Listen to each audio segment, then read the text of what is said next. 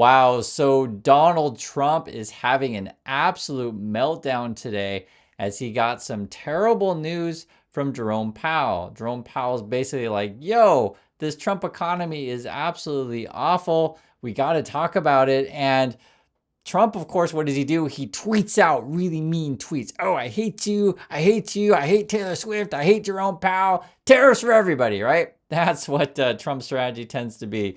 And it's sad that we have to talk about the terrible tariff, tweeter toddler, but that's what it is, right? This does actually have an effect on your life. We're talking about the economy. We're talking about jobs, tariffs, taxes. And basically what it is, Powell will give an update, and we all look at what Powell says because it has a direct impact on our way markets react. It reflects what the Fed's thinking in terms of their policy. So this is what Powell said.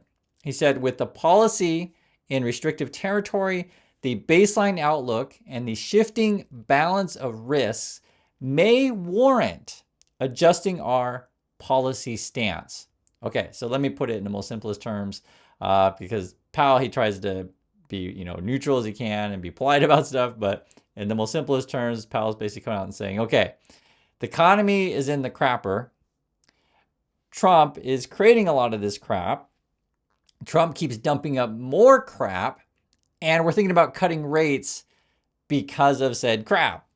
That's the most easiest way to think about it. And if you understand why our markets and why Trump is so insane, is that whenever Trump gets bad news like this, right, he'll go off and say, you know what, it's reality TV show time. And he'll start picking a new villain of the week, basically what it ends up being, right? So the villain of the week this week is Lisa Cook. Trump's threatening that he's going to try to fire her. She's one of the people over at the Fed. Trump's trying to install basically his own people at the Fed then to try to take control of said thing and cut rates as much as possible. That would absolutely skyrocket inflation. People would lose trust in the US. People would lose trust in the dollar. It would just be absolutely terrible. And I gave you guys the example of Turkey before. I think their inflation shot up to like 85%. It was pretty crazy. I don't know if the US would go like double digit craziness like that. But with Trump, you never know. I mean, he claims he's the stable genius stuff. But again, when things go bad, he's like, I need to find a new villain this week. So Trump is sicking the FBI on John Bolton. That was the former national security advisor under Trump. And then they're alleging that, hey, you mishandled government documents. The attacks on Lisa Cook over the Fed, Trump's claiming, hey, you did mortgage fraud, this kind of thing. So again, you have to understand, it's when the economy gets bad and when jobs look poor, Trump doesn't want you focused on that. Or when Trump's like having this tariff policy to basically increase your taxes because these are import taxes, Trump's like, well, don't talk about that. We have to talk about the villain of the week. Now, the craziest thing is that the market was up today, which I understand why. I want to talk about it with you because Powell's hinting that they're going to cut rates. But essentially, the market is celebrating that Powell is saying, hey, the economy's in the crapper. We need to cut rates to make sure we don't go like further in the crap and Trump's dumping yet more crap. And then the market just hears, oh, cut rates, right?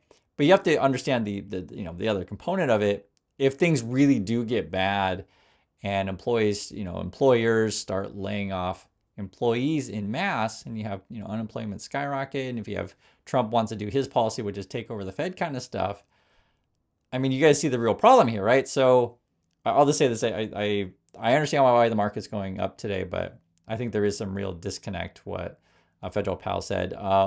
The other thing you have to understand is that, say, if we go back to like 1980s kind of stuff with, Reaganomics and the whole, hey, we're all going to, trickle down. And if we give tax cuts to the billionaires and the wealthiest, the money will eventually trickle down to you. It's not going to work like that.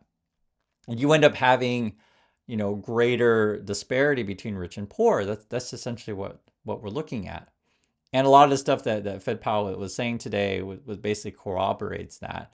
The kind of stuff of like, hey, with the tariff policy and the stuff that Trump wants to do, like it could get ugly in the coming months. It could get ugly for who knows why, who knows how long. And Trump's going to come out and celebrate today. He was tweeting out, hey guys, the CBO is awesome. And they're saying now we're going to get like, I think it's like 4 trillion, try to cut the deficit or whatever. We're going to get more tariff money.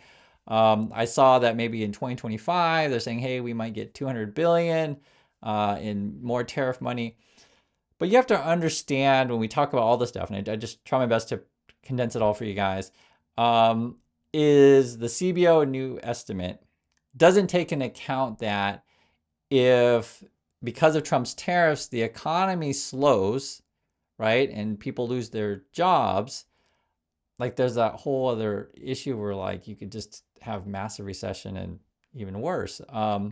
Because Trump's tariff policy, we haven't seen anything like this since the 1930s Great Depression era, right? And then Trump's going to go out and he's going to tweet, hey guys, we're buying 10% of Intel. Isn't this awesome? Look at it's all worth billions of dollars. And I'm just thinking like, what are you Republicans celebrating? Are we now celebrating insider trading? Are we celebrating bailouts? Are we now celebrating government controlling, American companies? Is that what we're celebrating? Like everything these days is so bizarre, right? And it's hard to talk about this stuff like in a serious way because you got Trump who's having like Twitter tantrums nonstop. Then you got this other piece of news today. Like I said before, guys, we have more tariffs. Trump was tweeting out, I guess now we're going to put tariffs on furniture.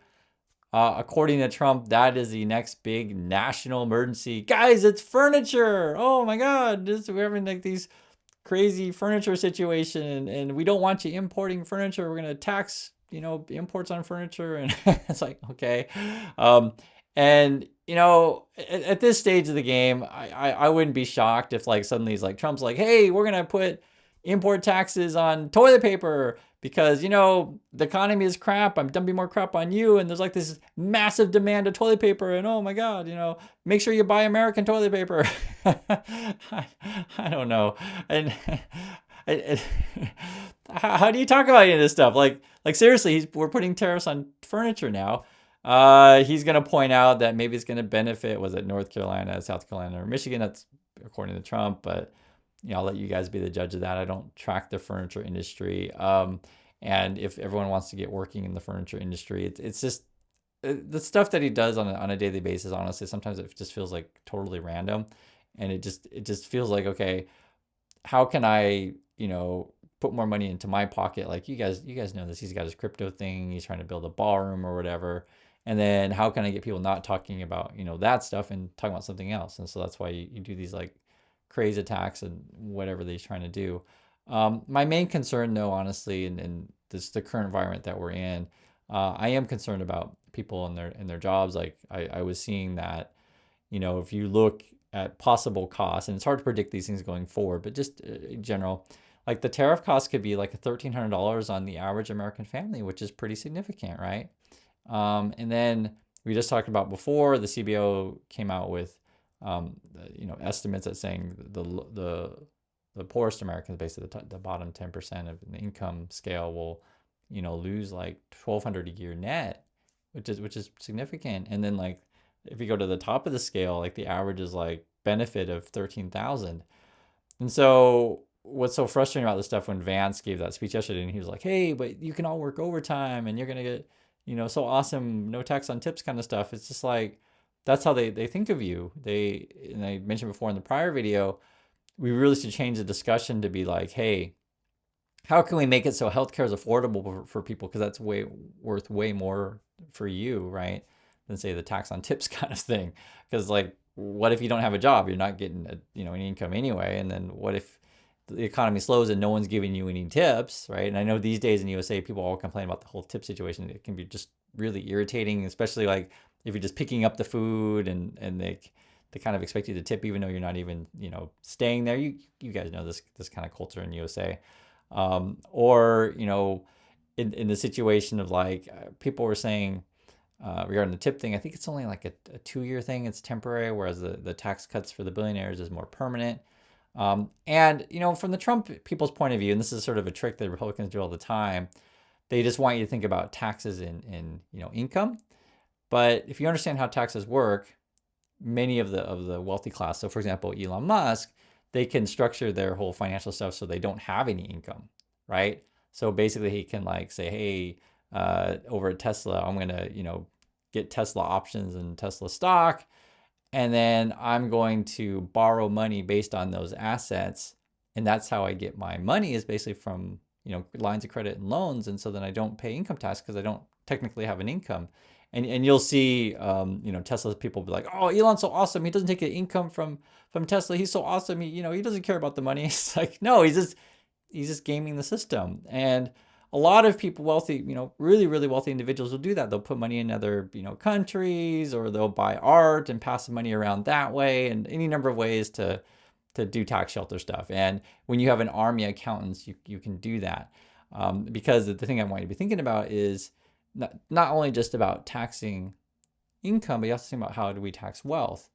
For example, just a simple example, let's say you're Trump and you're a real estate guy, and if the Republicans only focus on, waiters and waitresses and tips and stuff like that, and you think in your mind the only way that people get money is from, working a wage job, what about all the people who own property and charge rent? Just for example, would you consider that income? I'm just giving you guys, for example, to think of different ways that people, earn money. Or what if you're involved with insider trading and crypto and stuff like that? Do you tax that kind of stuff, right? Capital gains tax. There's lots of different types of taxes, inheritance tax and other stuff. And this is why when they simplify it too much and to say, oh, just tax on tips is going to benefit you, I want to have a fuller picture of this stuff. Think about your healthcare costs, your transportation costs. Think about consumer protection, right? That's actually a big one. If the government has an environment to where they can release products that are damaging to your health or to your family's health, that costs you way more than any $200 you're going to get extra a year, or whatever the Trump's planning to do, by try to just distract you. So anyway, I hope you guys understand what's going on. I know we cover a lot always in the channel, but there's so much chaos out there, and I just try to break it down. And I think the real concern is, after Fed Powell is going to leave, because he'll eventually step down. I think he's due to leave in May. If Trump puts more of his people in there, I mean, it's going to get even more crazy in our economic environment, and we'll see how the markets react. So that's my opinion and thoughts on this stuff. I want to hear yours, and I'll catch you all in the next video.